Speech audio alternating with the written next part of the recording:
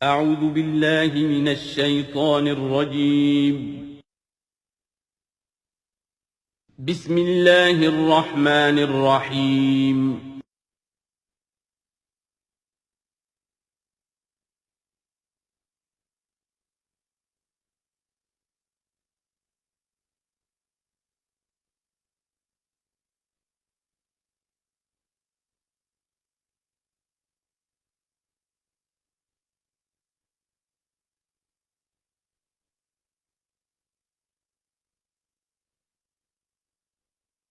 اعوذ باللہ من الشیطان الرجیم بسم اللہ الرحمن الرحیم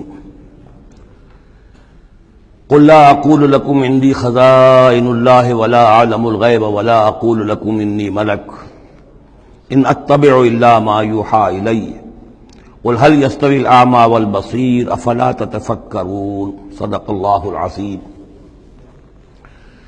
اے نبی ان سے کہہ دیجئے میں تم سے یہ نہیں کہتا کہ میرے اختیار میں ہیں اللہ کے خزانے، تم مجھ سے کہتے ہو یہ دکھاؤ یہ دکھاؤ یہ دکھاؤ، میں نے کب دعویٰ کیا ہے کہ میرا اختیار ہے؟ کسی شخص سے مطالبہ کیا جانا چاہیے اس کے دعوے کے مطابق۔ میں نے الوہیت میں داخل ہونے کا کب دعویٰ کیا؟ میں نے تو دعویٰ کیا ہے کہ میں اللہ کا ایک بندہ ہوں، عام انسان ہوں، بشر ہوں، مجھ پر وحی آئی ہے، مجھے مامور کیا گیا ہے کہ تمہیں متنبہ کر دوں، وہ کام میں کر رہا ہوں۔ لا اقول لکم عندی خزائن اللہ، میں تو نہیں کہتا کہ میرے پاس کوئی اللہ کے خزانے ہیں، میرے اختیار میں ہیں۔ ولا اعلم الغیب، نہ میں نے یہ دعویٰ کیا ہے کہ غیب کا علم مجھے حاصل ہے۔ ولا اقول لکم انی ملک، نہ میں نے تم سے کبھی یہ کہا ہے یا کہتا ہوں کہ میں فرشتہ ہوں۔ ان اتبع الا ما یوحی الی، میں تو بس اتباع کر رہا ہوں اس شے کی کہ جو مجھے طرف وحی کی جا رہی ہے۔ قل هل یستوی الاعمی والبصیر، کہیے تو پھر اب برابر ہو جائیں گے دیکھنے والے اور اندھے؟ افلا تتفکرون، تو کیا تم تفکر نہیں کرتے، غور و فکر سے کام نہیں لیتے؟ وانذر بہ، اب پھر یہاں بہ پر زور دے رہا ہوں میں۔ اے نبی اس قرآن کے ذریعے سے خبردار کر دیجیے، آپ کا کام انذار ہے، تبشیر ہے۔ اوپر آ چکا ہے وما نرسل المرسلین الا مبشرین، پہلے آ چکا ہے اوحی الی ھذا القرآن لانذرکم بہ ومن بلغ، یہاں پھر آیا وانذر بہ الذین یخافون ان یحشروا الی ربہم، خبردار کر دیجئے اس کے ذریعے سے ان لوگوں کو کہ جنہیں واقعتاً کچھ خوف ہے کہ وہ اپنے رب کی طرف لے جائے جائیں گے۔ جیسا کہ میں نے آپ کو بتایا تھا کہ ان میں بھی بہت کم لوگ تھے کہ جو بعث بعد الموت کے منکر تھے، وہ یہ کہتے تھے کہ ہاں ہے، قیامت ہے، اٹھیں گے، اپنے رب کے پاس جائیں گے، لیکن وہاں ہمارے چھڑانے والے ہیں، وہ ہمیں بچا لیں گے۔ وانذر بہ الذین یخافون ان یحشروا الی ربہم لیس لہم من دونہ ولی ولا شفیع، ان کے لیے کوئی نہیں ہوگا اللہ کے سوا، نہ کوئی حمایتی نہ سفارش کرنے والا۔ اپنی ان مغالطوں کو رفع کر لیں، ان غلط فہمیوں کو رفع کر لیں۔ لعلہم یتقون، شاید کہ ان میں تقوی پیدا ہو جائے، شاید کہ وہ ڈر جائیں، شاید کہ خوف پیدا ہو جائے۔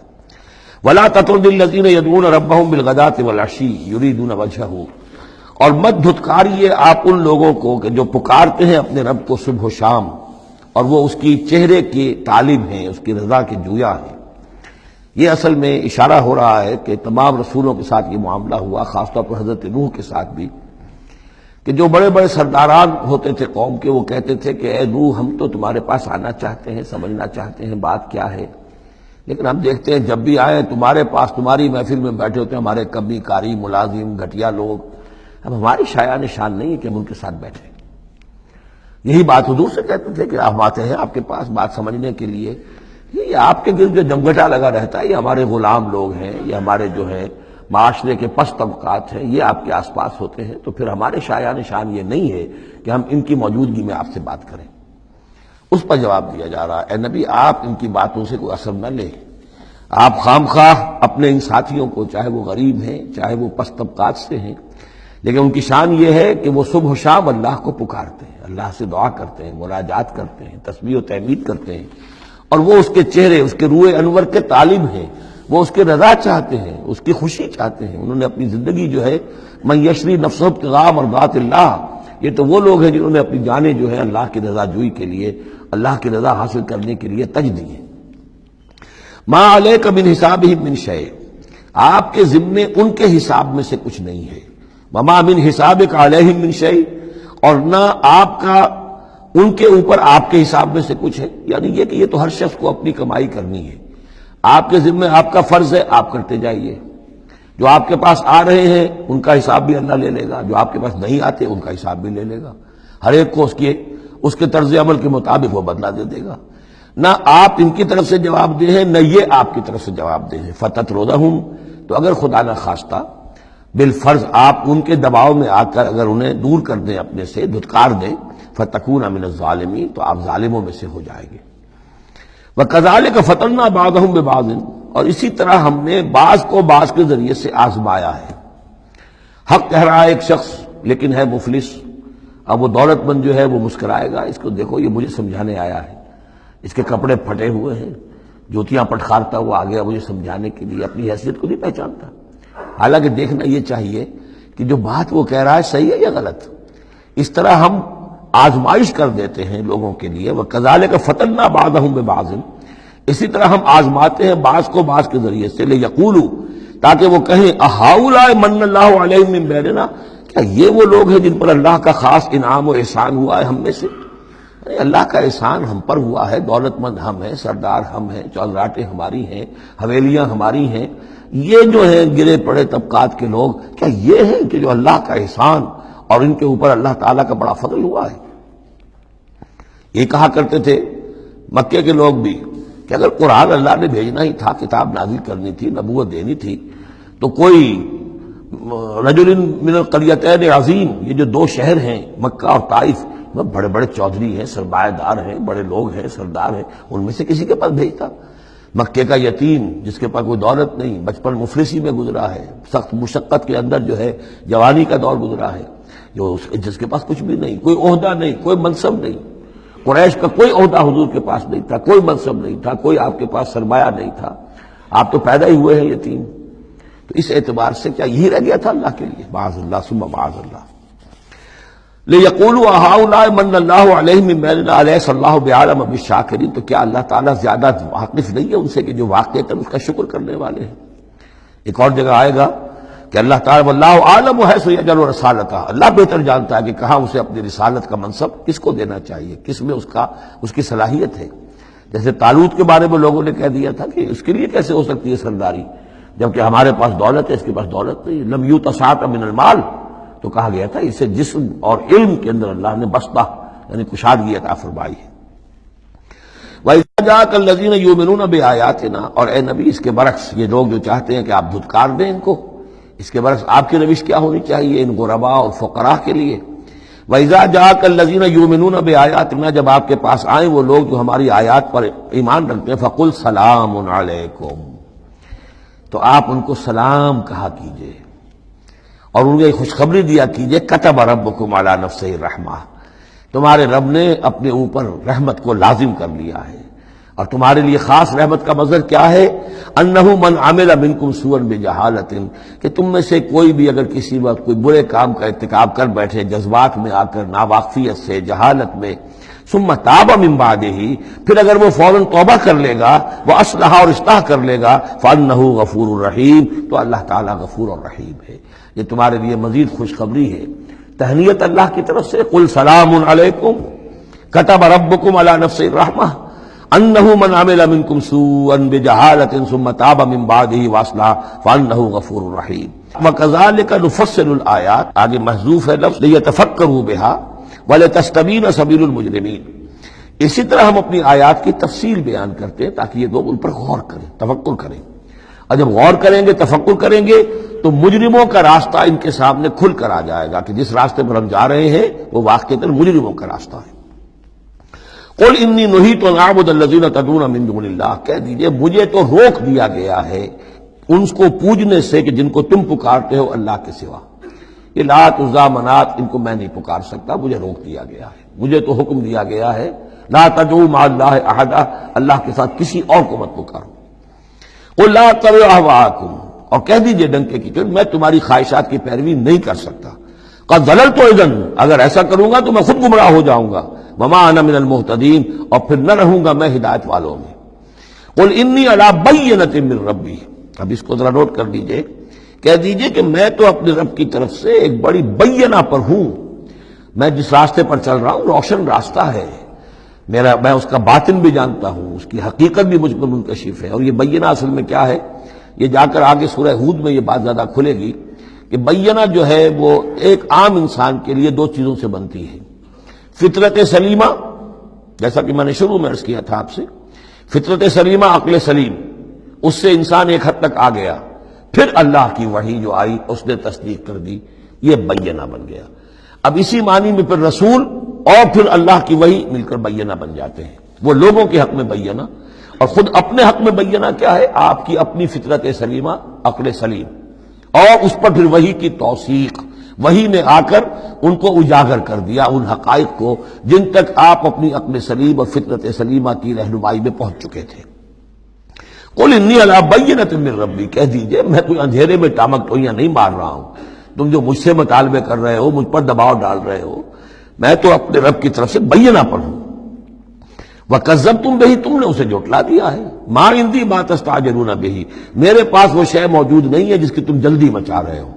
وہ جلدی مچاتے تھے، لے آئیے عذاب، بہت سن چکے ہم، کان پک گئے سن کر ہمارے، عذاب آئے گا، عذاب آئے گا، عذاب، کہاں ہے وہ عذاب، کہاں رکا ہوا ہے، 10 برس ہو گئے، میرے پاس نہیں ہے، میرے اختیار میں نہیں ہے، وہ عذاب بھی آئے گا، اللہ کے فیصلے سے آئے گا، جب وہ چاہے گا آئے گا۔ ما عندی ما تستعجلون بھی، جس چیز کی تم جلدی مچا رہے ہو وہ میرے اختیار میں نہیں ہے۔ ان الحکم الا للہ، فیصلے کا اختیار کلیتاً اللہ کے ہاتھ میں ہے۔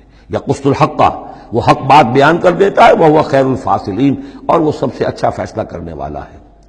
قل لو ان عندی ما تستعجلون به، اب اس میں وہ تلخی جو ہے وہ ظاہر ہو رہی ہے کہ تم جو تنگ آ گئے ہو میری باتیں سن کر، میرے اندر بھی تمہاری جانب سے بیزاری پیدا ہو چکی ہے۔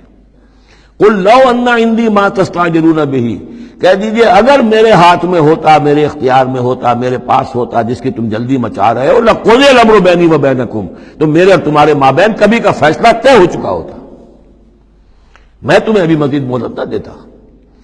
تم اگر تمہارے کان پک گئے تو میں بھی تنگ آ چکا ہوں، میرے بھی اب جو ہے صبر کا پیمانہ جو ہے وہ ایک حد کو پہنچ چکا ہے۔ لَقُضِيَ الْأَمْرُ بَيْنِي وَبَيْنَكُمْ، میرے اور تمہارے مابین کبھی کا فیصلہ چکا دیا گیا ہوتا۔ وَاللَّهُ أَعْلَمُ بِالظَّالِمِينَ، اللہ خوب واقف ہے ظالموں سے۔ وَعِندَهُ مَفَاتِحُ الْغَيْبِ، اسی کے پاس ہے خزانے غیب کے۔ یہ مفاتح جو یہاں جمع آیا ہے تو مفتاح کہتے ہیں کنجی کو، اس کی جمع بھی ہے، اور مفتاح کہتے ہیں اس کو جس سے کھولا گیا، یعنی خزانہ، یہاں پر مفتاح کی جمع ہے یہ مفاتح۔ وَعِندَهُ مَفَاتِحُ الْغَيْبِ، اسی کے پاس غیب کے سارے خزانے ہیں، لا يعلمها الا هو، کوئی جانتا ہی نہیں ان کو سوائے اس کے۔ وَيَعْلَمُ مَا فِي الْبَرِّ وَالْبَحْرِ، اور وہ تو جانتا ہے جو کچھ خشکی میں ہے اور جو کچھ سمندر میں ہے۔ وَمَا تَسْقُطُ مِنْ وَرَقَةٍ إِلَّا يَعْلَمُهَا، اور نہیں گرتا کوئی ایک پتا بھی کسی درخت سے مگر اللہ کے علم میں ہوتا ہے۔ وَلَا حَبَّةٍ فِي ظُلُمَاتِ الْأَرْضِ وَلَا رَطْبٍ وَلَا يَابِسٍ، نہیں گرتا کوئی دانہ نہ زمین کی تاریکیوں میں، وہ دانہ گھستا ہے زمین کے اندر بیج کی شکل میں، ولا رطب، نہ کوئی ہری چیز تر و تازہ، ولا یابس، نہ سوکھی چیز، الا فی کتاب مبین، ایک کتاب مبین میں سب کی سب موجود ہے۔ یہ کتاب مبین اللہ کا علم قدیم ہے، اللہ کا علم قدیم جس میں کہ ہر شے موجود ہے، ما کان و ما یکون، آنے واحد کی طرح۔ وَهُوَ الَّذِي يَتَوَفَّاكُم بِاللَّيْلِ، اب یہ لفظ یہاں پر آ گیا ہے، وہ جو قادیانیوں کے ساری خباثت کا توڑ جو ہے، وہ جو میں نے وضاحت آپ کو بیان کی تھی کہ وفا یوفی یتوفا، اب یہاں آ گیا وَهُوَ الَّذِي يَتَوَفَّاكُم بِاللَّيْلِ، وہی ہے جو تمہیں وفات دیتا ہے رات کے وقت۔ کیا وفات دیتا ہے؟ کیا انسان مر جاتا؟ جان تو رہتی ہے، شعور نہیں رہتا۔ میں نے کہا تھا 3 چیزیں ہیں، جسم ہے، جان ہے، جان میں شعور ہے۔ بڑا پیارا ایک شعر ہے فارسی کا، جان نہاں در جسم او در جان نہاں، جسم کے اندر تو پنہا ہے جان، جان میں وہ پنہا ہے۔ 3 چیزیں ہو گئیں، یہاں اس شعر میں وہ سے مراد کچھ اور ہے، اس وقت میں اس پر نہیں جاؤں گا، لیکن 3 چیزیں سمجھ لیجئے۔ جان نہاں در جسم، جسم کے اندر جان پنہا ہے، او در جان نہاں، وہ جان میں نہاں ہے، اے نہاں اندر نہاں اے جانے جان، یہ پھر کسی اور جگہ پر پڑھیں گے اس شعر کو انشاءاللہ۔ اب سمجھ لیجئے ایک جسم ہے، جسم میں جان ہے، جان میں شعور ہے، اصل شے تو شعور ہے، لہذا نیند میں صرف شعور لے گئے، موت ہوئی تو شعور بھی لے گئے، جان بھی لے گئے، اور عیسیٰ کو لے گئے، شعور بھی لے گئے، جان بھی لے گئے، جسم بھی لے گئے۔ تو توفع جو ہے کل کا کل پورے طور پر ہوا ہے حضرت عیسیٰ علیہ السلام کا۔ ہمارا توفع توفی جو ہوتا ہے وہ تو ادھورا ہوتا ہے، جسم یہیں رہ جاتا ہے، جان اور شعور چلا جاتے ہیں، اور نیند میں شعور چلا گیا۔ وَهُوَ الَّذِي يَتَوَفَّاكُم بِاللَّيْلِ وَيَعْلَمُ مَا جَرَحْتُم بِالنَّهَارِ، وہی ہے جو تمہیں وفات دے دیتا ہے، قبضے میں لے لیتا ہے، یتوفاکم رات کے وقت، اور وہ جانتا ہے جو کچھ کہ تم کرتے ہو دن کے وقت۔ ثم یبعثکم فیہ، پھر وہ دوبارہ اگلی صبح کو پھر تمہیں اٹھا دے گا، لیقضی اجل مسمی، تاکہ وہ تمہاری جو مہلت ہے وہ پوری ہو جائے۔ یعنی روزانہ ایک طرح سے ہم موت کی آغوش میں چلے جاتے ہیں۔ آدھی موت تو ہے، نیند کسے کہتے ہیں؟ آدھی موت ہے۔ یہی وجہ ہے کہ جو دعا ہے صبح کو اٹھنے کے وقت کی، جو مسنون دعا ہے، الحمدللہ الذی احیانی بعدما اماتنی والیہ النشور، کل شکر اور کل حمد اور کل تعریف اس اللہ کے لیے ہے جس نے مجھے دوبارہ زندہ کیا اس کے بعد کہ مجھ پر موت وارد کر دی تھی۔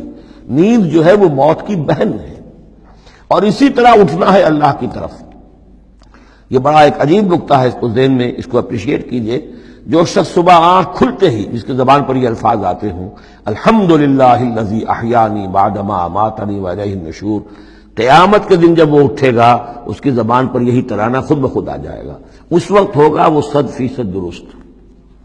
الحمدللہ الذی احیانی بعدما اماتنی والیہ النشور، کیونکہ عادت پڑی ہے، ہمیشہ کہا ہے، جیسے ہی شعور آیا الحمدللہ الذی احیانی بعدما اماتنی والیہ النشور، تو یہ وہ ترانہ جو ہے جو کہ باعث بعد الموت کے وقت ہماری زبان پر ہوگا، اس کا ریہرسل ہے جو آپ روزانہ کریں گے اگر یہ عادت پختہ کر لیں۔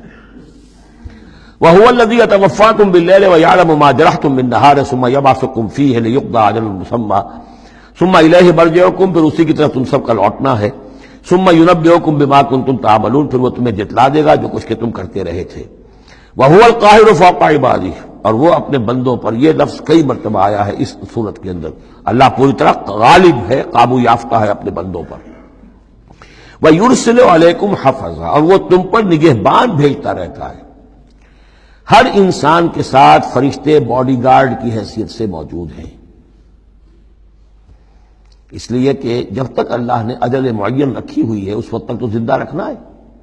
وہ زندہ رکھنے کے لیے حفظہ، حفاظت کرنے والے نگہبان، وہ جو میں نے ایک دفعہ پہلے بھی کہا تھا، بسا اوقات تو محسوس ہوتا ہے کہ جیسے گاڑی ایسے سناٹے سے آپ کے ساتھ سے گزری ہے کہ معلوم ہوتا ہے کسی نے ہاتھ دے کر آپ کو بچایا، ورنہ بچنے کا کوئی امکان نہیں تھا۔ تو کوئی ہے، جب معلوم ہے کہ ابھی اس کی موت کا وقت نہیں آیا تو بچانے والے فرشتے ہمارے ساتھ ہوتے ہیں۔ حتیٰ اذا جاء احدکم الموت، یہاں تک کہ جب تم میں سے کسی کی موت کا وقت آتا ہے، توفته رسلنا، اب یا پھر توفا آ گیا، اب یہاں پہ شعور اور جان دونوں جائے گا۔ توفته رسلنا، تو ہمارے بھیجے ہوئے فرشتے جو ہیں وہ اس کو قبضے میں لے لیتے ہیں، وہم لا یفرطون، اور اس میں کوئی کمی نہیں کرتے، کوئی کوتاہی نہیں کرتے، جو حکم آیا اور جب آیا۔ ثم ردوا الی اللہ مولاہم الحق، پھر وہ لوٹا دیے جاتے ہیں اب اللہ کی طرف جو ان کا مولا ہے برحق، سچا۔ الا لہ الحکم، آگاہ ہو جاؤ، فیصلے کا اختیار اسی کے ہاتھ میں ہے، حاکمیت اسی کی ہے، ان الحکم الا للہ، یہ دوسری مرتبہ آیا یہاں۔ وہو اسرع الحاسبین، اور وہ حساب کرنے والوں میں سب سے بڑھ کر تیز ہے، یعنی اسے دیر نہیں لگے گی، اس کے کمپیوٹرز جو ہیں وہ کوئی بہت ہی سپر کمپیوٹر جن کا ہم تصور بھی نہیں کر سکتے۔ قل من ینجیکم من ظلمات البر والبحر تدعونہ تضرعا وخفیا، ان سے پوچھئے کون تمہیں نجات دیتا ہے اندھیروں میں سے، وہ تاریکی کے ہوں یا سمندر کے۔ سمندر میں گھپ اندھیرا ہے، کشتی چل رہی ہے، کچھ نظر نہیں آ رہا ہے، اوپر بادل بھی ہیں، اب اس وقت انسان کو کچھ نہیں سوچتا، ہاتھ کو ہاتھ سجھائی نہیں دے رہا، کون تمہیں پھر بھی بچاتا ہے وہاں؟ من ینجیکم۔ اسی طرح کوئی قافلہ ہے، بھٹک گیا ہے، اندھیری شب ہے، جدا اپنے قافلے سے ہے تو اب یہ کہ اندھیرے کے اندر بھٹک رہا ہے، نہ دائیں کا نہ بائیں کا پتہ نہیں، ہر درخت معلوم ہوتا ہے کوئی آسیب ہے، کوئی بھوت ہے جنہیں چلا آ رہا ہے، پھر بھی اللہ بچاتا ہے تمہیں۔ من ینجیکم من ظلمات البر والبحر تدعونہ تضرعا وخفیا، اس وقت تو تم پکارتے ہو اللہ کو بہت ہی گڑ گڑاتے ہوئے اور دل ہی دل میں خفیہ خفیہ، اللہ بچا دے، اے اللہ اس وقت کو راستہ بنا دے، کوئی دستگیری ہو جائے، کسی طرف سے روشنی ہو جائے۔ لئن انجانا من ہذہ، اور کہتے ہو تم دل میں اگر اللہ نے ہم کو اس سے بچا لیا، نجات دے دی لنکونن من الشاکرین، پھر تو اب باقی زندگی تو بالکل اللہ کے شکر گزار بندے بن کر ہم گزار دیں گے۔ قل اللہ ینجیکم منہا، اللہ تعالیٰ پھر نجات دیتا ہے تمہیں اس سے، ومن کل کرب، اور ہر کرب سے، ہر تکلیف سے، ثم انتم تشرکون، پھر اس کے بعد تم آ کے پھر شرک شروع کر دیتے ہو، پھر تمہیں اپنی دیویاں دیوتا، اپنے آلہہ، اپنے چودھری، اپنے سردار یاد آ جاتے ہیں۔ قل هو القادر على ان يبعث عليكم عذابا من فوقكم، یہ آیت جو ہے یہ بہت اہم ہے کہ عذاب الہی کی کئی قسمیں ہیں، 3 قسمیں یہاں بیان ہوئی ہیں۔ کہہ دیجئے وہ قادر ہے اس پر کہ تم پر بھیج دے کوئی عذاب من فوقکم، تمہارے اوپر سے، آسمان کا ٹکڑا گر جائے، کوئی میٹیورائٹ گر جائے، جو بعض خبریں آتی رہتی ہیں کوئی آ رہا ہے، لیکن یہ کہ وہ پھر تحریر ہو جاتا ہے کہیں، جو بھی اوزون لیئر ہے یا کچھ اور ہے، بچت ہے، لیکن یہ کہ اگر اللہ چاہے تو جہاں آسمان پر سے کوئی عذاب بھیج دے آپ کے اوپر، او من تحت ارجلکم، یا آپ کے قدموں کے نیچے سے، زمین پھٹ جائے، شق ہو جائے، زلزلہ آئے، زمین دھنس جائے، یہ بھی ہوتا ہے، خسف ہوں گے، قیامت سے پہلے بڑے بڑے 3 خسف ہونے ہیں جن کی خبر دی گئی ہے احادیث کے اندر، بڑے بڑے ٹکڑے زمین کے دھنس جائیں گے اندر۔ قل هو القادر على ان يبعث عليكم عذابا من فوقكم او من تحت ارجلكم، یہ 2 شکلیں ہو گئی، اوپر سے یا قدموں کے نیچے سے، او يلبسكم شيعا، یا تمہیں گروہوں میں تقسیم کر دے، ويذيق بعضكم بعض بعض، اور ایک کی طاقت کا مزہ دوسرے کو چکھائے۔ اب لڑو آپس میں، پرانے اور نئے سندھی لڑو آپس میں، پنجابی اور اردو بولنے والے لڑو، اور بلوچ اور پختون لڑو، مارو ایک دوسرے کو۔ اللہ تعالیٰ کو نہ آسمان کو تکلیف دینے کی ضرورت کہ اس کا کوئی ٹکڑا گرائے، نہ زمین کو کوئی مشقت دینے کی کہ وہ پھٹے، کوئی ضرورت نہیں، آپس میں تقسیم ہو جاؤ گے، گروہ بندی ہو جائے گی، شیعہ سنی کو مارے اور سنی شیعہ کو مارے۔ یہ جو ہے یہ عذاب الہی کی بدترین شکل ہے جو آج مسلمانان نے پاکستان پر مسلط ہے۔ وہ کبھی ایک قوم ہوتے تھے، ہندو کا جب مقابلہ تھا ایک قوم تھے، اور اب وہ قوم جو ہے قومیتوں میں، عصبیتوں میں تحلیل ہو چکی۔ انظر کیف نصرف الآیات لعلہم یفقہون، دیکھو کیسے ہم اپنی آیات کی تصریف کرتے ہیں، تصریف کہتے ہیں آیات کو گھمانا، ایک ہی بات کو اسلوب بدل بدل کر، انداز بدل بدل کر، ترتیب بدل بدل کر لانا، ایک پھول کا مضمون ہو تو 100 رنگ سے باندھو۔ وَكَذَّبَ بِهِ قَوْمُكَ وَهُوَ الْحَقُّ، اور اے نبی آپ کی قوم نے اسے جھٹلا دیا، بہی مراد قرآن، یعنی میں نے عرض کیا کہ اس صورت کیا یہ عمود، حصی معجزہ کوئی نہیں دکھائیں گے، اصل معجزہ محمد کا یہ قرآن ہے صلی اللہ علیہ وسلم، اسی لیے بہی بہی بہی اس کی تکرار اس میں کثرت سے ملے گی۔ وَكَذَّبَ بِهِ قَوْمُكَ وَهُوَ الْحَقُّ، یہ قرآن الحق ہے، لیکن اے نبی آپ کی قوم نے اس کو جھٹلا دیا ہے۔ قُلْ لَسْتُ عَلَيْكُمْ بِوَكِيلٍ، ان سے کہہ دیجئے میں اب تمہارا ذمہ دار نہیں ہوں، اب میں نہیں کہہ سکتا کہ کب اللہ کے عذاب کا بند جو ہے وہ کھل جائے اور تمہارے اوپر وہ عذاب ہلاکت جو ہے وہ آ جائے۔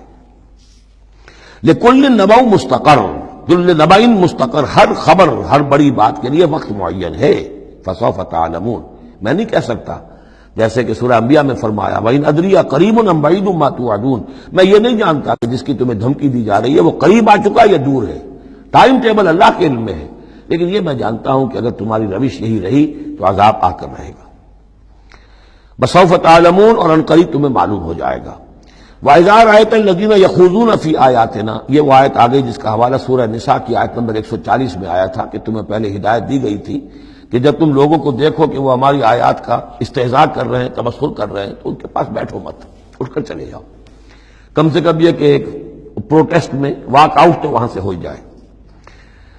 وَإِذَا رَأَيْتَ الَّذِينَ يَخُوضُونَ فِي آيَاتِنَا، اور جب تم دیکھو لوگوں کو کہ وہ ہماری آیات میں خوض، مین میخ نکال رہے ہیں۔ دیکھیے اردو میں ہم ایک لفظ بولتے ہیں غور و خوض، بڑا غور و خوض ہو رہا ہے، بہت غور و خوض کے بعد میں اس نتیجے پر پہنچا ہوں۔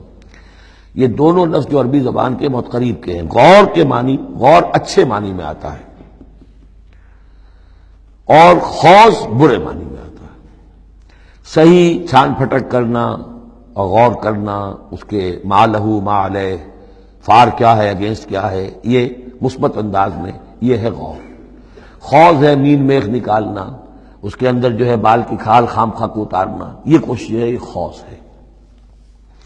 وَإِذَا رَأَيْتَ الَّذِينَ يَخُوضُونَ فِي آيَاتِنَا، جبکہ وہ ہماری آیات میں اس طریقے کا معاملہ کر رہے ہوں، تو جب تم دیکھو فاعرض عنہم، تو ان سے کنارہ کرو، حتی یخوضوا فی حدیث غیرہ، یہاں تک کہ پھر وہ کسی اور بات میں لگ جائیں، کسی اور مذاق میں، ٹھٹھے میں، پھر تم ان کے پاس جا سکتے ہو۔ وَإِمَّا يُنْسِيَنَّكَ الشَّيْطَانُ فَلَا تَقْعُدْ بَعْدَ الذِّكْرَىٰ، اور اگر تمہیں شیطان بھلا دے، تم بیٹھے ہوئے تھے وہاں، گفتگو شروع ہوئی، کچھ دیر تک تمہیں احساس نہیں ہوا کہ یہ تم اس کام میں لگ گئے ہیں، تو تمہیں یاد نہیں آیا، لیکن فَلَا تَقْعُدْ بَعْدَ الذِّكْرَىٰ، جب یاد آ جائے تو مت بیٹھو ان کے ساتھ، مع القوم الظالمین، ان ظالموں کے ساتھ، پھر وہاں سے واک آؤٹ کرو احتجاجاً، اور پھر یہ البتہ منتظر رہو، چونکہ دعوت و تبلیغ کے لیے پھر تمہیں آنا ہے۔ تو قالوا سلاما، علیحدہ بھی ہو تو وہ لٹ مار کے نہ ہو، بلکہ یہ کہ اٹھو وہاں سے تو بڑی خوبصورتی کے ساتھ۔ وما علی الذین یتقون من حسابہم من شیء، اور یقیناً جو لوگ اللہ کی تقوی کی روش اختیار کرتے ہیں ان پر ان کے حساب کی کوئی ذمہ داری نہیں ہے، ولکن ذکریٰ لعلہم یتقون، لیکن یہ یاد دہانی ہے تاکہ وہ تقوی اختیار کریں۔ وذر الذین اتخذوا دینہم لعبا ولہوا، اور چھوڑو ان کو، دفع کرو، نظر انداز کرو، ان سے آپ نظر پھیر لو کہ جنہوں نے اپنے دین کو کھیل اور کود بنا لیا ہے، کھیل، ہنسی مذاق، ٹھٹا۔ بہت سے لوگ اب بھی مل جائیں گے آپ کو دین کے معاملے میں کبھی سنجیدہ ہوتے ہی نہیں، دین کی بات اگر شروع ہوگی تو وہ اسے استہزاء میں، تمسخر میں، ٹٹ بٹس میں، اینیکڈوٹس میں، یہ واقعات یوں ہو گیا تھا، یہ ایسا تھا، اس میں اس کو جو ہے وہ بالکل ختم کر دیں گے۔ وَذَرِ الَّذِينَ اتَّخَذُوا دِينَهُمْ لَعِبًا وَلَهْوًا وَغَرَّتْهُمُ الْحَيَاةُ الدُّنْيَا، اور ان کو تو اصل میں دھوکے میں مبتلا کر دیا ہے دنیا کی زندگی نے، ساری توجہات ادھر ہیں، بھاگ دوڑ اس کے لیے ہے، زیادہ سے زیادہ کمانا ہے، مال جمع کرنا ہے، حلال سے ہو حرام سے ہو، ساز و سامان کی فکر پڑی ہوئی ہے۔ وَذَكِّرْ بِهِ، اب پھر بہی کو نوٹ کیجئے، تذکیر کیجئے اس کے قرآن کے ذریعے سے تذکیر کیجئے، جیسے کہ سورہ قاف کی آخری آیت ہے فَذَكِّرْ بِالْقُرْآنِ مَن يَخَافُ وَعِيدٍ، قرآن کے ذریعے سے تذکیر کیجئے اس شخص کو کہ جس کے اندر کچھ خوف ہے اللہ کے وعدے کا اور اللہ کی وعید کا۔ تو یہاں بھی آیا کہ آپ ان کو چھوڑیے، وَذَكِّرْ بِهِ أَن تُبْصَرَ نَفْسٌ بِمَا كَسَبَتْ، اس قرآن کے ذریعے سے انہیں تذکیر کرائیے، یاد دہانی کرائیے کہ مبادا کوئی شخص گرفتار ہو جائے اپنے کرتوتوں کے عوض، وہ وقت نہ آ جائے کہ تم اپنی رنگ رلیوں اور کرتوتوں کے عوض رہن رکھے جاؤ، گرفتار ہو جاؤ۔ لیس لہا من دون اللہ ولی ولا شفیع، پھر اس کے لیے اللہ کے سوا کوئی نہیں ہوگا، یا اللہ کے مقابلے میں اللہ سے بچانے والا کوئی نہیں ہوگا، نہ کوئی ولی اور نہ شفیع۔ لیکن دوسری مرتبہ کیٹیگوریکل ڈینائل شفیع کی آیت الکرسی کے ضمن میں میں عرض کر چکا ہوں، بیشتر مقامات پر قرآن مجید میں کیٹیگوریکل ڈینائل ہے، کوئی شفاعت نہیں۔ البتہ ہے ایک شفاعت کا، ایک شفاعت حقہ کی ایک حیثیت ہے، اس کو سمجھنے کی ضرورت ہے، اس کی شرائط ہے، اس کی لیمٹس ہیں۔ اگر ان شرائط اور لمٹ سے آزاد کر دیں گے تو پھر یہ ہے کہ وہ شفاعت کا جو تصور ہے ایمان بالآخرت کی نفی کر دے گا، پھر کوئی فائدہ ہی نہیں، ڈر کھائے گا۔ جب چھڑوانے والے ہیں جو چاہو کرو، جو بھی کچھ ہے، لیکن تیرے محبوب کی امت میں ہے، شرابی ہیں، زانی ہیں، بدماش ہیں، چور ہیں، ڈاکو ہیں، حرام خور ہیں، غبن کرتے ہیں، جو بھی کچھ ہے، لیکن تیرے محبوب کی امت میں ہے، تو اگر تو اسی پر کوئی معاملہ طے ہونا ہے تو خام خواہ کاہے کو آدمی ہاتھ روکے، بابر بعیش کوش کے عالم دوبارہ نہیں است، پھر تو جو عیش کر سکتے ہو کرو، جہاں آج پڑتا ہے کیوں روکتے ہو؟ تو سیدھی سیدھی بات ہے۔ لیس لہا من دون اللہ ولی ولا شفیع وان تعدل کل عدل، یہ وہی عدل آ گیا، اور اگر فدیہ دینا چاہیں کل کا کل فدیہ، لا یؤخذ منہا، نہیں قبول کیا جائے گا۔ واتقوا یوما لا تجزی نفس عن نفس شیئا ولا يقبل منها شفاعۃ ولا یؤخذ منها عدل ولا هم ينصرون، جو 2 مرتبہ سورہ بقرہ میں آ چکا ہے۔ اولئک الذین ابسلوا بما کسبوا، یہ لوگ تو اب گرفتار ہو چکے ہیں اپنی کرتوتوں کے عوض، اب یہ رہن ہے۔ لہم شراب من حمیم، ان کے لیے تو ہے پینے کے لیے تو کھولتا ہوا پانی، وعذاب علیم بما کانوا یکفرون، اور دردناک عذاب ہوگا ان کے کفر کی پاداش میں۔ قل اندعو من دون اللہ ما لا ينفعنا ولا يضرنا، اے نبی ان سے کہیے کیا ہم پکاریں اللہ کو چھوڑ کر ان چیزوں کو جو نہ ہمیں نفع پہنچا سکتی ہے نہ نقصان؟ یہ بت کیا نفع پہنچائیں گے تمہیں، کیا نقصان پہنچائیں گے؟ خود اپنی حفاظت کر نہیں سکتے، اپنی مکھیاں اڑا نہیں سکتے، ان کو پکارتے ہو، ان کے سامنے سجدے کرتے ہو، ان کو متھے ٹیکتے ہو۔ اندعو من دون اللہ ما لا ينفعنا ولا يضرنا، خیر بت کی بات تو ہو گئی، بہت ہی بات ہے، باقی بھی اس کائنات کے اندر کوئی کسی کے لیے نہ خیر کے پر قدرت رکھتا ہے نہ شر پر، الا باللہ۔ لا حول ولا قوت الا باللہ. یہ یقین ہو جائے تب توحید مکمل ہوگی. پھر کس کے سامنے آدمی سر جھکائے خامخواہ؟ کس کے آگے اپنی عزت نفس پیش کرے، اس کا دھیلا کرے؟ کسی کے ہاتھ میں اختیار ہے ہی نہیں. لا حول ولا قوت الا باللہ. حدیث میں آیا ہے، حضرت عبداللہ ابن عباس کو مخاطب کر کے کہا ہے کہ نوجوان اس بات کو اچھی طرح جان لے، اگر تمام دنیا کے انسان مل کر چاہیں، اولکم و آخرکم و انسکم و جنکم، کہ تمہیں کوئی فائدہ پہنچا دے، نہیں پہنچا سکتے جب تک کہ اللہ نہ چاہے. اور تمام انسان چاہے تمہیں کوئی نقصان پہنچا دے، نہیں پہنچا سکتے جب تک اللہ نہ چاہے. تو پھر یک درگیر و محکم گیر پکارو اللہ کو. کسی اور کو پکارنے کا، کسی اور سے سوال کرنے کا، کسی اور سے ڈرنے کا، کسی اور سے التجائیں کرنے کا، کسی اور کا استغاثہ کرنے کا، دہائی دینے کا کیا فائدہ؟ قل ندعو من دون اللہ ما لا ينفعنا ولا يضرنا ونرد على اعقابنا، اور ہم جو ہے اپنی ایڑیوں کے بل لوٹا دیے جائیں بعد اذ ہدانا اللہ، جبکہ ہمیں تو اللہ نے ہدایت دے دی ہے. کالذی استہوته الشیاطین فی الارض حیران، کیا اس طرح کے آدمی ہم بن جائیں کہ جن کو شیاطین نے، جنوں نے کسی جنگل میں بیابان میں اس کی مت مار دی ہو، راستہ بھلا دیا ہو، اب اسے کچھ نظر نہیں آ رہا. لہو اصحاب یدعونہ الی الہدی ائتنا، ہے اس کے ساتھی جو اس کو پکار رہے ہیں کہ آؤ ہماری طرف، ہدایت کی طرف آؤ، ہمارے پاس آؤ. قل ان ھدی اللہ ھو الھدی، یہ نقشہ کھینچ دیا گیا ہے جماعتی زندگی کی کتنی برکت ہے. آپ اکیلے ہو، کہیں بھٹک گئے ہو، تو پھر یہ کہ آپ کے لیے سیدھے راستے پر آنا بہت مشکل ہو جائے گا. جماعتی زندگی ہے، ساتھی ہیں، جس کو کہا ہے سورہ توبہ میں کونوا مع الصادقین، معیت اختیار کرو، رہو ساتھ سچوں کے. کسی وقت ہوتا ہے انسان کو کوئی ایسی آزمائش پیش آ گئی ہے، اس کا دماغ چکرا گیا ہے، گھوم گیا ہے، نہیں سمجھ میں آ رہا، راستہ نہیں نکل رہا، مشکل بڑی آ گئی ہے. ایک طرف حرام ہے، لیکن یہ ہے کہ دباؤ کو بہت پڑ رہا ہے، گھر والوں کا پڑ رہا ہے، بچوں کا پڑ رہا ہے، بیوی کا پڑ رہا ہے، راستہ غلط ہے. اس میں یہ ہے کہ ایسے وقت میں بسا اوقات پھر اگر رفقا ہیں، ساتھی ہیں، آپ کے کامریڈز ہیں، آپ کے کولیگز ہیں، اس کے ساتھ وہ پکارتے ہیں، ساتھ ہاتھ جو ہے آپ کا تھام کر آپ کو سہارا دیتے ہیں.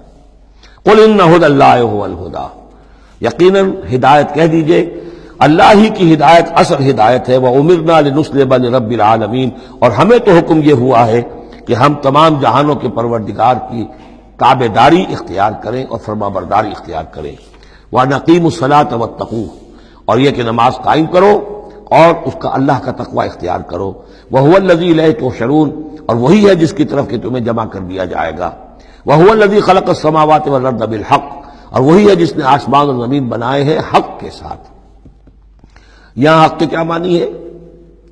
ود اے پرپس، یہ بیکار نہیں ہے. ربنا ما خلقت ھذا باطلا، اے رب ہمارے تو نے یہ سب باطل نہیں بنایا، بیکار نہیں بنایا، بے مقصد نہیں بنایا. سورہ آل عمران کی آخری رکوع کی جو دعا ہے، بلکہ باطل کے مقابلے میں کیا حق. وَهُوَ الَّذِي خَلَقَ السَّمَاوَاتِ وَالْأَرْضَ بِالْحَقِّ وَيَوْمَ يَقُولُ كُن فَيَكُونُ، اور جس دن وہ کہے گا ہو جا، وہ ہو جائے گا. کیا ہو جائے گا؟ جب وہ چاہے گا اس کائنات کو لپیٹ بھی دے گا. اسی نے بنایا ہے حق کے ساتھ، اور اس کو اسی کے حکم سے لپٹ جائے گی.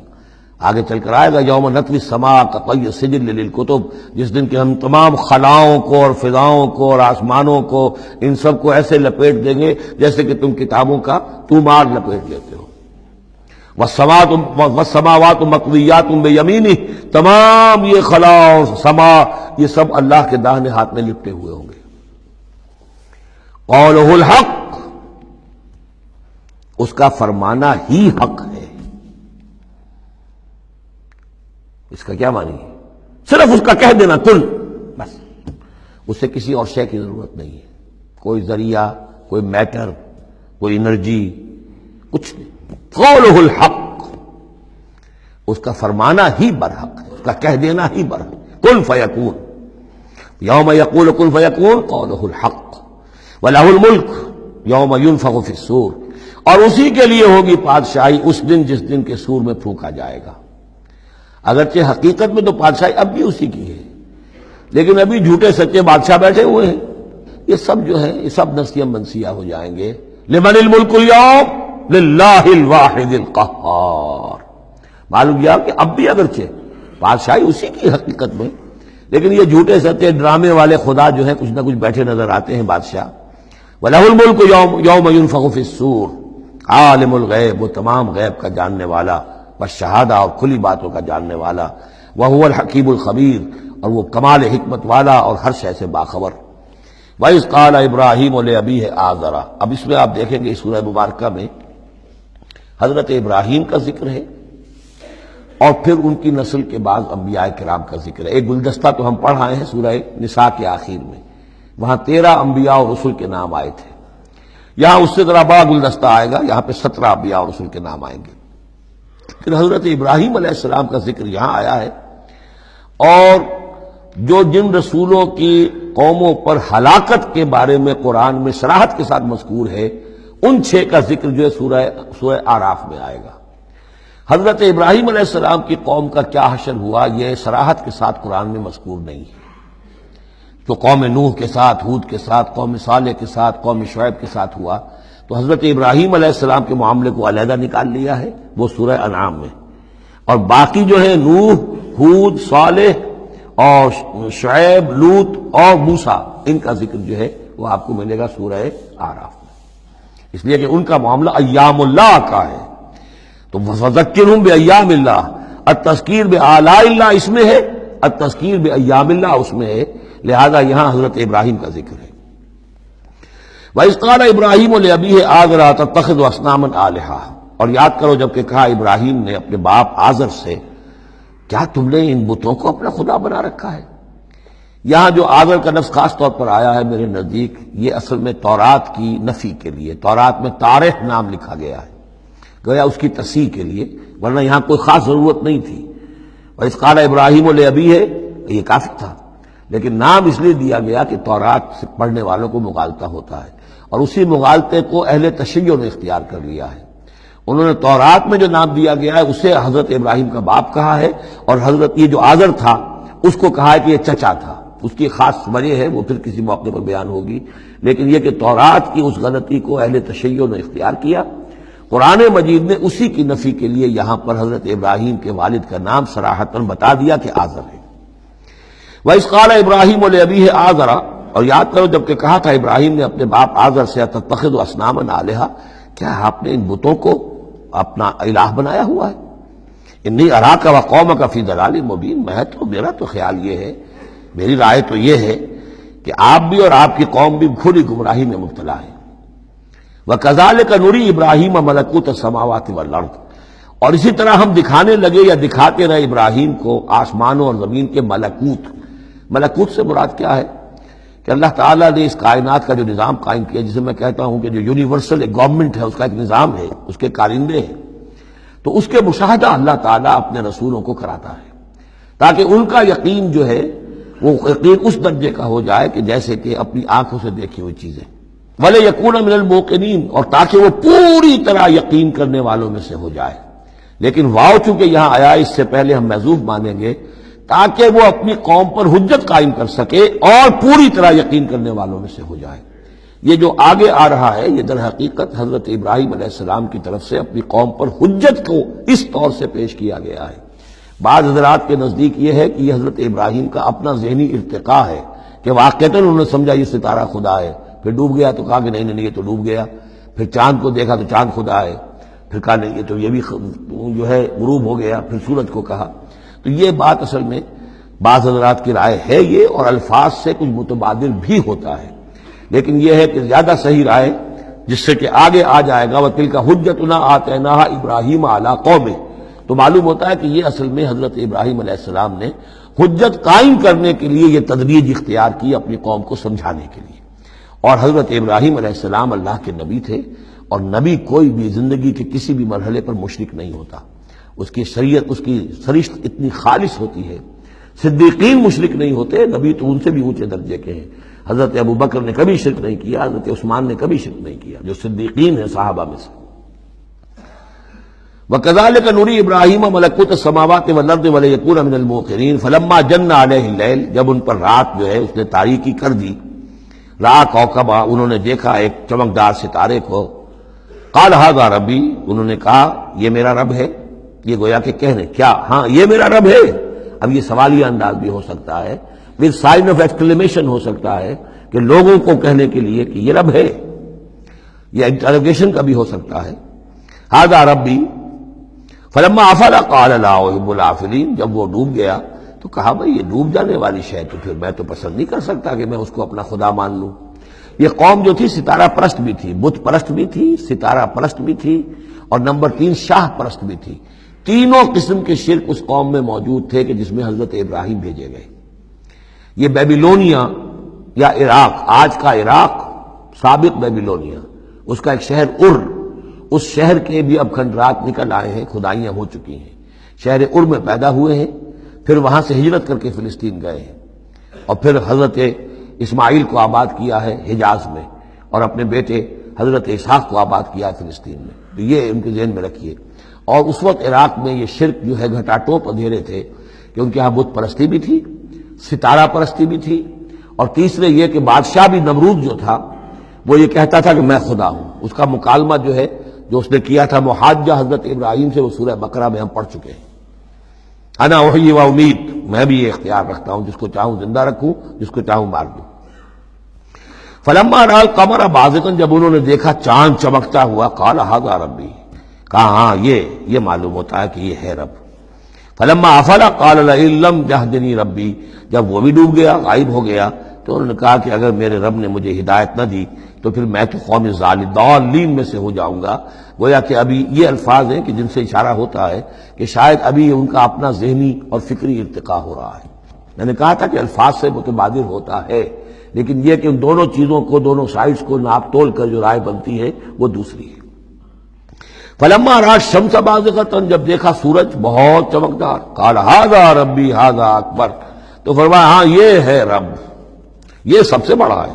فلما افلت، جب وہ بھی ڈوب گیا، قال یا قوم انی بریء مما تشرکون، انہوں نے کہا اے میری قوم کے لوگوں میں تو بری ہوں، اعلان برات کرتا ہوں ان سب سے جنہیں تم شریک ٹھہرا رہے ہو.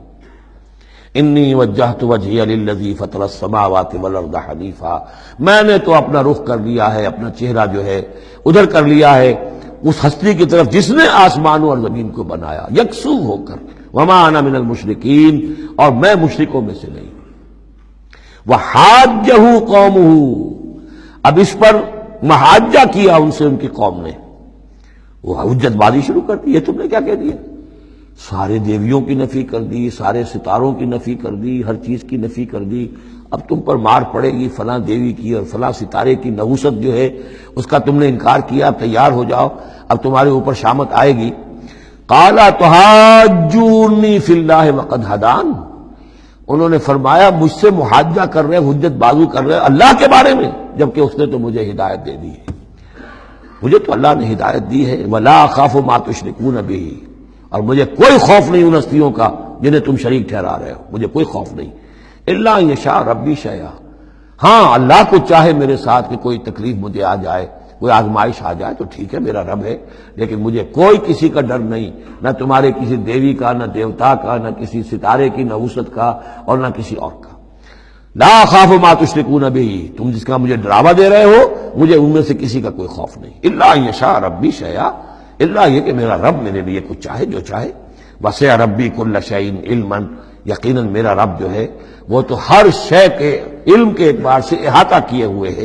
افلا تتذکرون، تو کیا تم عقل سے کام نہیں لیتے، تم نہیں سوچتے، نصیحت اخذ نہیں کرتے.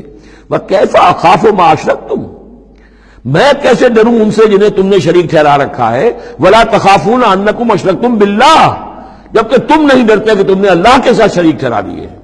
ما لم ينزل به علیکم سلطانا، اور ان ہستیوں کو شریک ٹھہرا دیا ہے جن کے لیے کہ اللہ نے کوئی سلطان، کوئی سند نہیں اتاری. ہاں اللہ نے اپنی کتابوں میں کوئی سند اتاری ہوتی، عقل انسانی میں اس کی کوئی بنیاد ہوتی تو کوئی بات بھی ہوتی. نہ عقل میں، نہ فطرت میں، نہ کسی آسمانی کتاب میں کسی معبود کے لیے کوئی گنجائش نہیں ہے ہی نہیں.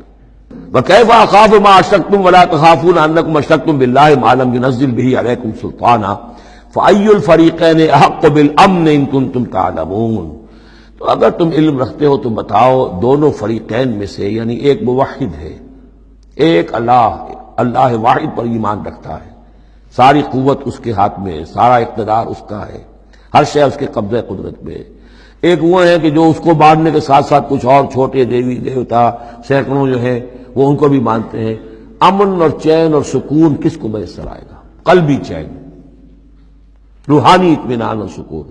ای الفریقین احق بالامن، ان دونوں میں سے موحدین اور مشرکین میں سے امن، سکون، اطمینان، چین اور راحت کا کون زیادہ حقدار ہے؟ بتاؤ اگر تم جانتے ہو۔ اور اس کا جواب خود دیا، الذین آمنوا ولم یلبسوا ایمانہم بظلم، یقیناً وہ لوگ جو ایمان لائیں اور اپنے ایمان پر کسی طرح کے شرک کی آلودگی نہ ہونے دیں۔ یہاں لفظ ظلم آیا ہے، ظلم کسی چھوٹے گناہ کو بھی کہہ سکتے ہیں، اسی لیے اس پر صحابہ گھبرا گئے تھے کہ حضور کون شخص ہوگا کہ جس نے کبھی کوئی ظلم نہ کیا ہو، اور نہیں تو اپنے اوپر ظلم کرتا ہے آدمی، کسی پر ظلم کرتا ہے۔ تو اس کا تو مطلب ہے کوئی شخص بھی یہ جو مقام ہے جو یہاں بیان کیا جا رہا ہے اس کا جو سزاوار اور اس کا حقدار نہیں ہو سکتا۔ آپ نے فرمایا نہیں، یہاں ظلم سے مراد شرک ہے۔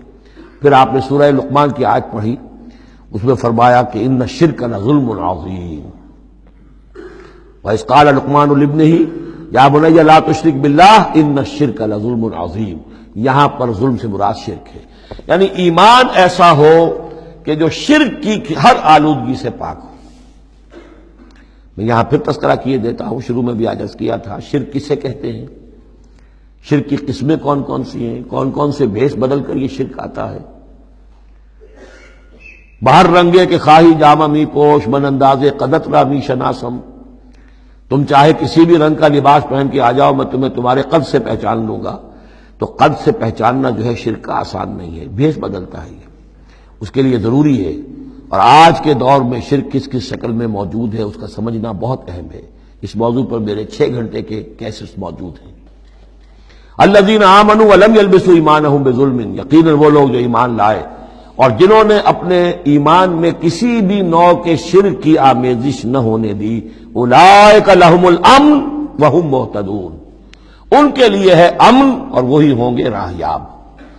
یہ امن اور ایمان اور اسلام اور سلامتی کا جو آپس میں تعلق ہے لفظی اعتبار سے، وہ اس دعا میں بہت نمایاں ہو جاتا ہے کہ جو حضور ہر نیا جو چاند دیکھتے تھے ہر مہینے کا جو دعا مانگتے تھے، اللہم اہلہ علینا بالامن والایمان والسلامت والاسلام، اے اللہ یہ مہینہ جو شروع ہو رہا ہے اس نئے چاند کے ساتھ، ہلال کے ساتھ، اسے ہم پر طلوع فرما امن اور ایمان کے ساتھ اور سلامتی اور اسلام کے ساتھ۔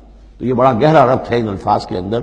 میرا چھوٹا سا کتابچہ ہے قرآن اور امن عالم، آج سے شاید کوئی میں سمجھتا ہوں کہ 30-32 سال پہلے کی تقریر تھی میری، لیکن وہ ان موضوعات پر میں سمجھتا ہوں کہ بہت مختصر لیکن بہت مفید ہے۔ فرمایا وَتِلْكَ حُجَّتُنَا آتَيْنَاهَا إِبْرَاهِيمَ عَلَىٰ قَوْمِهِ، اس کا میں حوالہ دے رہا تھا۔ یہ پوری سرگوش بیان کر کے اب فرمایا یہ ہماری وہ حجت تھی جو ہم نے ابراہیم کو عطا کی اس کے قوم کے خلاف۔ یہ سارا محاجہ حضرت ابراہیم اپنی قوم سے کر رہے تھے۔ بظاہر اس کو توریہ کہتے ہیں، ایک ہوتا ہے جھوٹ بولنا، ایک ہوتا ہے توریہ۔ توریہ یہ ہے کہ آپ کہیں کوئی بات ایسی کہ جو جھوٹ تو نہیں ہے لیکن جس سے سننے والا مغالطے میں مبتلا ہو جائے۔ مثلا حضرت شیخ الہند رحمۃ اللہ علیہ کا واقعہ ہے، جس زمانے میں ان کے وارنٹ نکلے ہوئے تھے اور وہ حرمین شریفین میں تھے، مکہ مکرمہ میں تھے، وارنٹ نکلا ہوا ہے اور شریف حسین والی مکہ جو ہے اس کے سپاہی ڈھونڈتے پھر رہے ہیں کہ کہاں ہے وہ مولوی ہندوستانی جو ہے جو باغی ہے انگریزوں کا، اس کو پکڑا جائے۔ اب یہ ایک جگہ پر یہ کہیں کھڑے ہوئے تھے تو ایک شرطے نے آ کر جو وہاں کا سپاہی تھا پوچھا ان کے بارے میں محمود الحسن کو جانتے ہو؟ کہ جی ہاں جانتا ہوں۔ وہ کہاں ہے؟ محمود الحسن کہاں ہے؟ تھوڑا سا 2 قدم پیچھے ہٹ کے کہا ابھی یہیں تھے۔ جھوٹ تو نہیں بولا نا، 2 قدم پیچھے ہٹ کر کہا ابھی یہیں تھے، بالکل سچ بولا۔ اس نے سمجھا ابھی یہیں تھے، دوڑا ادھر دوڑ گیا، اپنے نکل گئے۔ اس کا نام ہے توریہ۔ یہ جھوٹ بھی نہیں ہے لیکن یہ کہ سننے والے کو مغالطہ بھی ہو گیا۔ اصل میں حضرت ابراہیم علیہ السلام کے کلام میں یہ توریہ کا انداز جو ہے وہ بہت ہے، تاکہ لوگوں کو، جیسے جب بتوں کو سب کو توڑ دیا تو کہا کہ اس نے توڑا ہوگا، یہ جو بڑا ہے جو صحیح سالم کھڑا ہوا بڑا بت، اور تیشا بھی جو ہے جس سے توڑا تھا سب کو وہ اس کی گردن میں لگا دیا کہ یہ جو ہے جو آلہ ہے، آلہ واردات بھی اسی کے پاس سے برآمد ہو رہا ہے اور یہ سالم ہے، باقی سب ٹوٹ گئے ہیں، تو قرائن کی شہادت بھی ہے کہ یہی ہے، پکڑو اس کو۔ تو یہ ہوتا ہے ان کو سمجھانے کے لیے کہ وہ سوچیں، دروں بینی پر آمادہ ہو جائیں۔ تو یہ ہے میرے نزدیک ان آیات کا محل یہ ہے۔ وَتِلْكَ حُجَّتُنَا آتَيْنَاهَا إِبْرَاهِيمَ عَلَىٰ قَوْمِهِ، اور یہ ہماری وہ دلیل تھی جو ہم نے عطا فرمائی ابراہیم کو اس کی قوم کے خلاف۔ نرفع درجات من نشاء، ہم بلند کرتے ہیں درجے جن کے چاہتے ہیں۔ اب ظاہر بات ہے یہاں کہنے کا مقصد یہ ہم نے ابراہیم کے درجے بہت بلند کیے۔ ان ربک حکیم علیم، یقیناً تیرا رب حکیم اور علیم ہے۔